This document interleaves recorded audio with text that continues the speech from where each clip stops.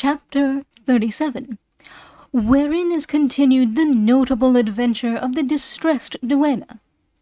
The Duke and Duchess were extremely glad to see how readily Don Quixote fell in with their scheme, but at this moment Sancho observed, "I hope this Señora Duenna won't be putting any difficulties in the way of the promise of my government, for I have heard a Toledo apothecary, who talked like a goldfinch, say that where duennas were mixed up nothing good could happen.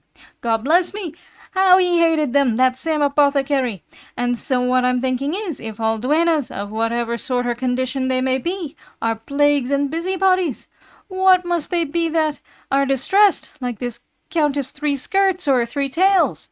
For in my country skirts are tails, tails are skirts, it's all one."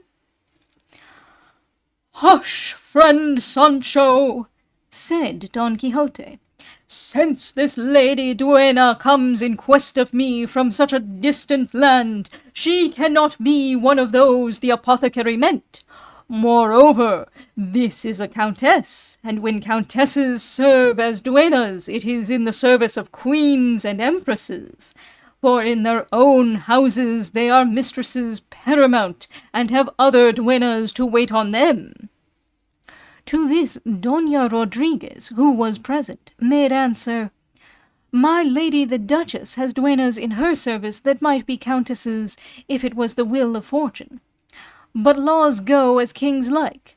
Let nobody speak ill of duennas, above all of ancient maiden ones, for though I am not one myself, I know and am aware of the advantage a maiden duenna has over one that is a widow. But he who clipped us has kept the scissors." "For all that," said Sancho, "there's so much to be clipped about duennas, so my barber said, that it will be better not to stir the rice, even though it sticks."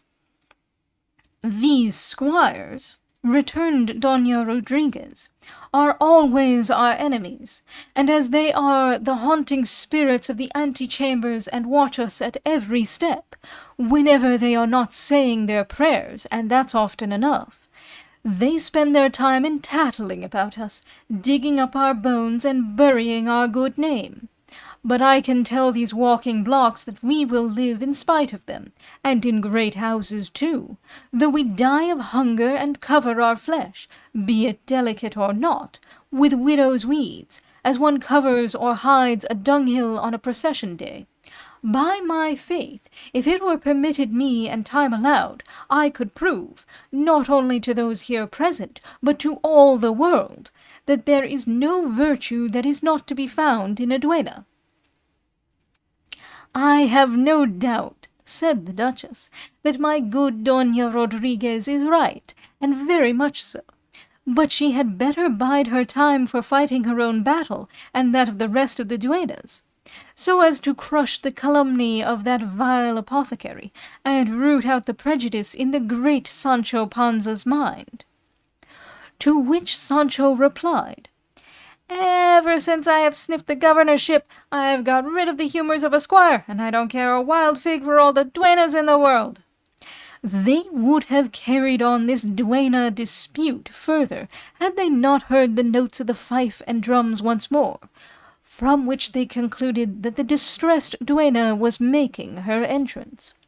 The Duchess asked the Duke if it would be proper to go out to receive her, as she was a countess and a person of rank.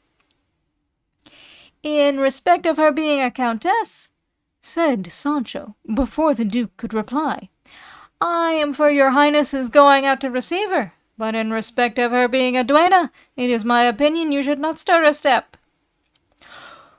"Who bade thee meddle in this, Sancho?" said Don Quixote.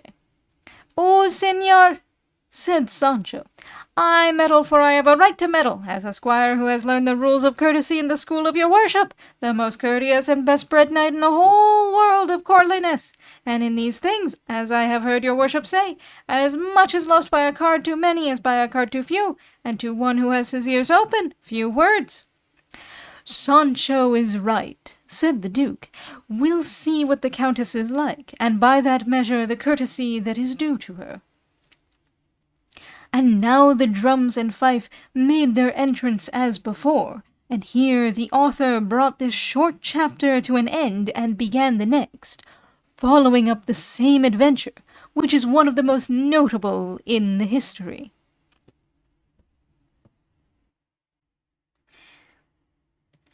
Countess Three Skirts or Three Tails. Trifaldi, tres faldas or three skirts. But laws go as kings like. Proverb 204. He who clipped us has kept the scissors. Proverb 231. It will be better not to stir the rice even though it sticks. Proverb 137.